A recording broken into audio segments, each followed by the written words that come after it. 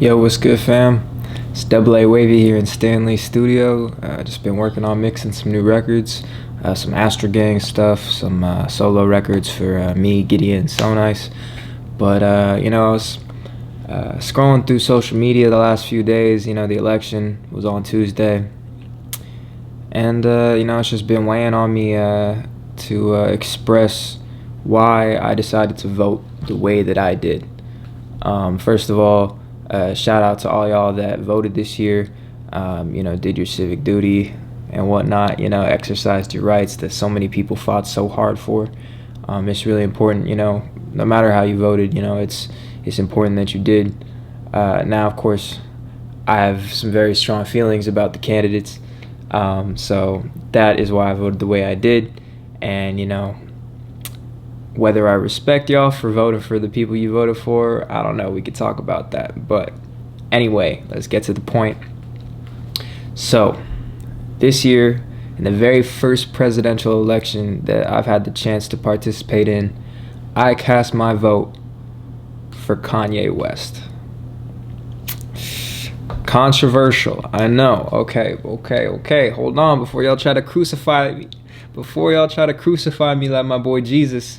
Let's just talk about this, okay? Let's just keep a cool head, you know what I'm saying? Let's just talk about it, okay? So, first of all, why did I not vote for Trump?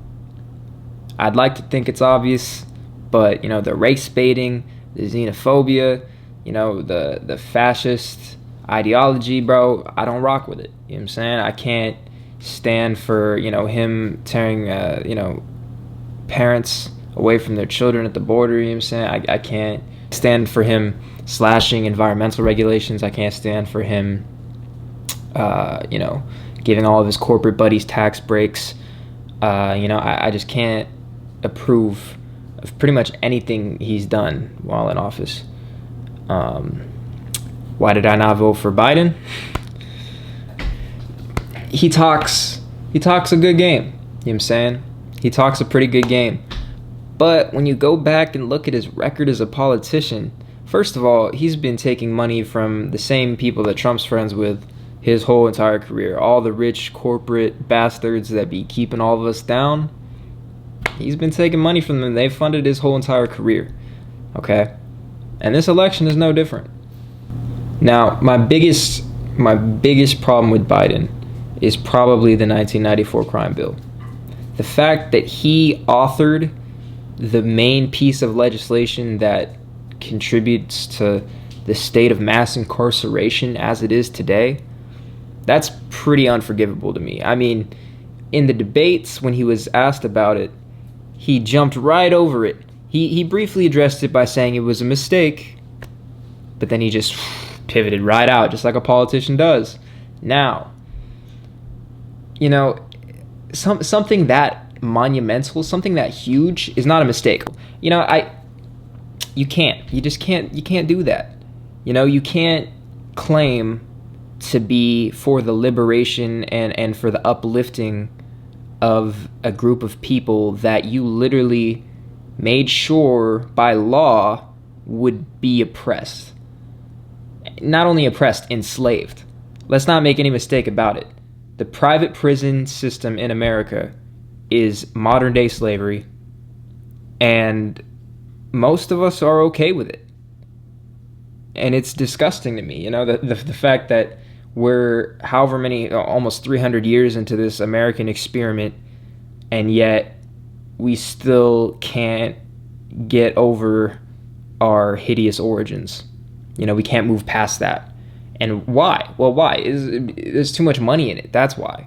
There's too much money in free labor. It's disgusting. It's disgusting.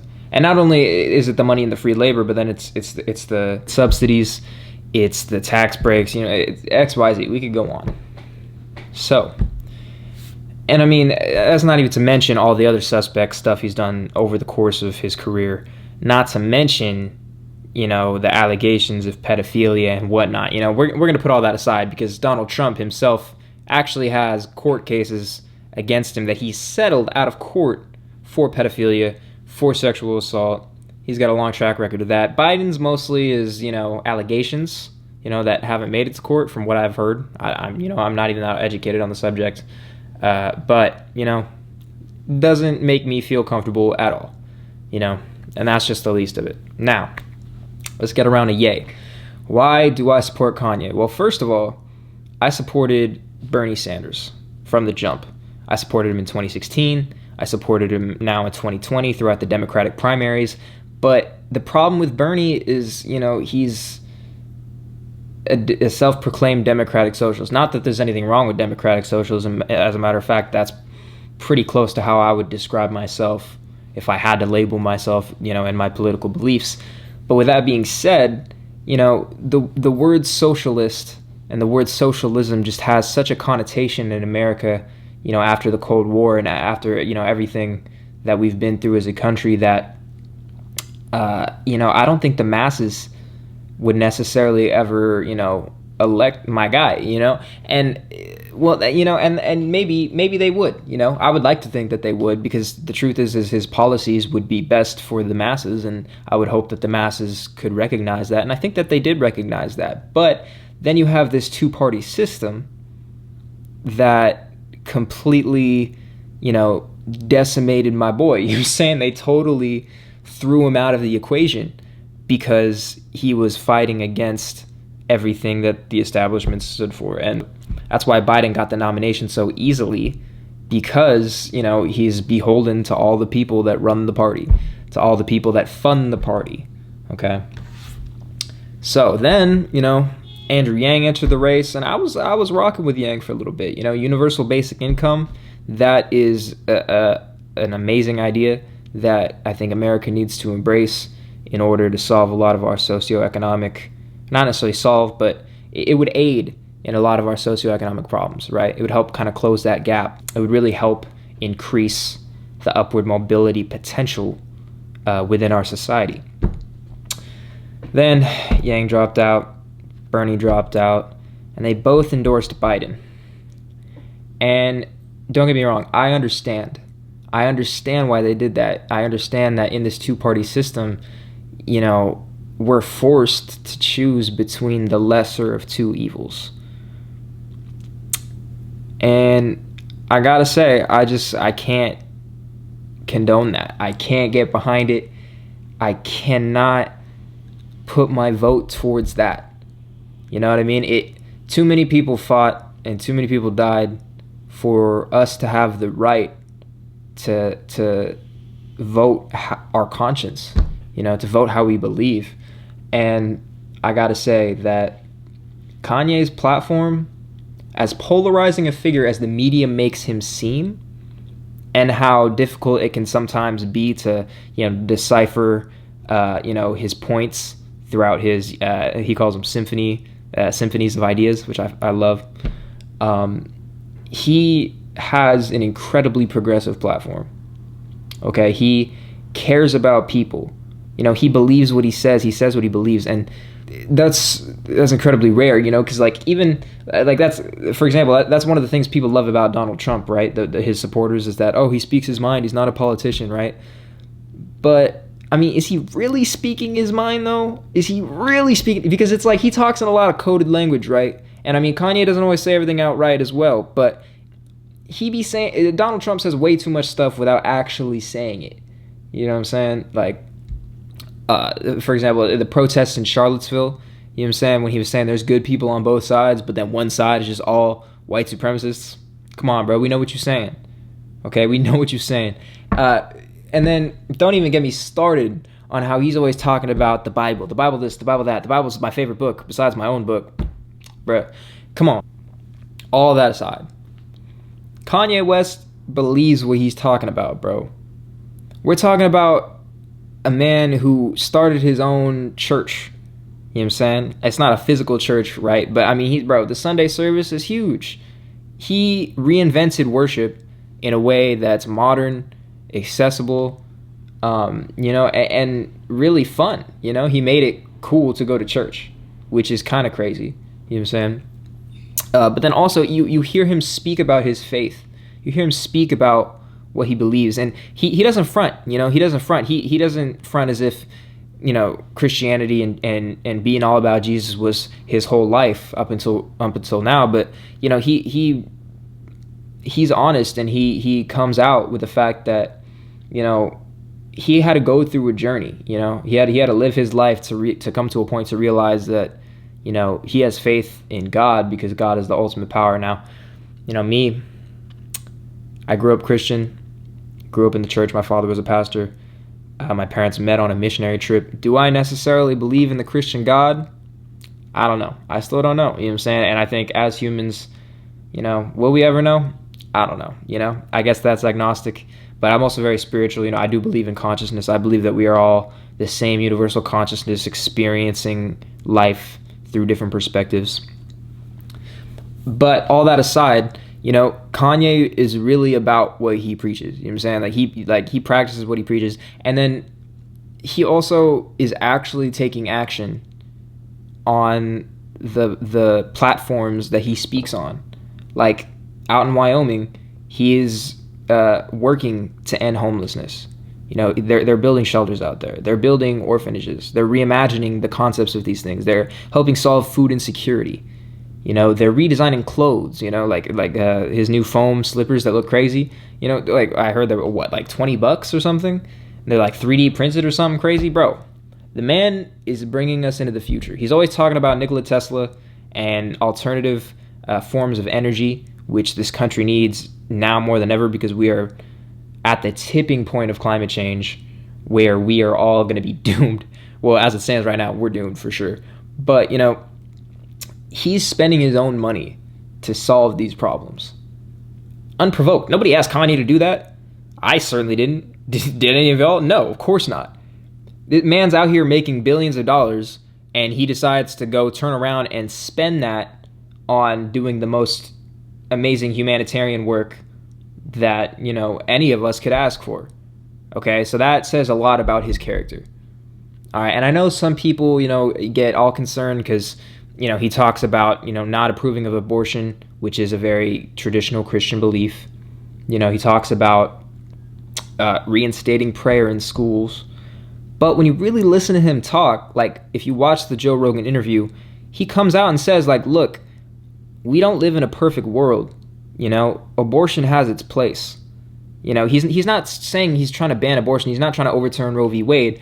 With that being said, abortion needs to be legal, because there's too many cases of sexual assault. There's too many cases where the health of the mother would be in jeopardy. There's too many situations where the partners are not prepared to have a child, to financially support a child, emotionally prepared to support a child. And all of those people deserve the right to choose what happens with their lives, to what happens to their bodies. Women deserve that right to choose, okay? And Kanye isn't trying to take that away.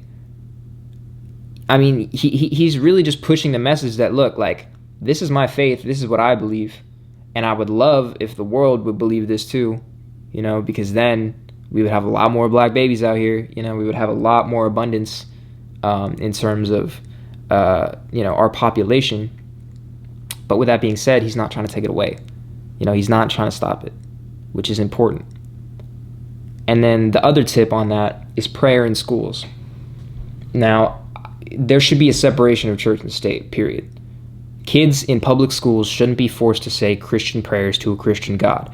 But can you imagine if every school had periods of meditation throughout the day where you're encouraged to pray to the God of your faith?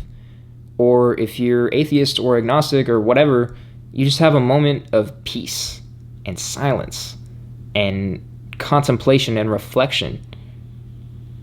In today's high-paced world, with all the instant gratification notifications on our phone, social media, and then the high pace that we force ourselves to operate at to be successful, a moment of reflection and meditation, that is so valuable. And, growing up in church, I didn't even realize how much that benefited me by growing up in an environment where I was constantly forced to stop and breathe and shut my eyes and just be present in the moment and contemplate and reflect. And that's so powerful. And I really believe that if we as a population, as a human society, took the time and the effort to do that, we would be much more peaceful, we would be much more successful, and I think overall the world would be a much better place to live. So with that being said, I went off on a lot of tangents. What else is there? Why else did I vote for Kanye? Character is the other reason I voted for Kanye, because it's, let's be honest, the president does not have a lot of legislative power. He technically shouldn't have any. He doesn't have any judicial power, right? So in terms of the experience and qualifications necessary for the position of President of the United States, what do you need? You need good leadership skills. You need compassion. You need empathy. But yeah, you need to be willing to work with other people to find solutions to problems. And you need to have good judgment and discernment. And you need to be able to run a business, because honestly, America as it stands has been run like a business pretty much since the beginning. And so yeah, unfortunately it helps to have good business experience and good business sense. So Kanye's got all those things, man. Kanye's got all those things, and he's genuinely got the masses' best interest in heart.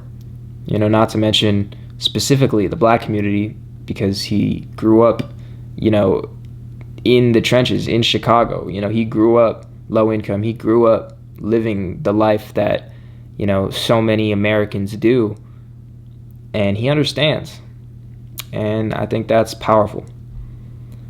And so I'm gonna wrap this video up, guys. If y'all have any questions, want to start a discussion with me, feel free, drop it in the comments. Let's talk about it. Maybe I'll make another video about this. My camera's about to die. My voice just cracked. This is AA Waavy coming at you from Stan Lee's studio. Kanye 2024, baby. Whoever wins this election 2020, I don't know. Let's just hope we make it to 2024. All right, y'all. Peace.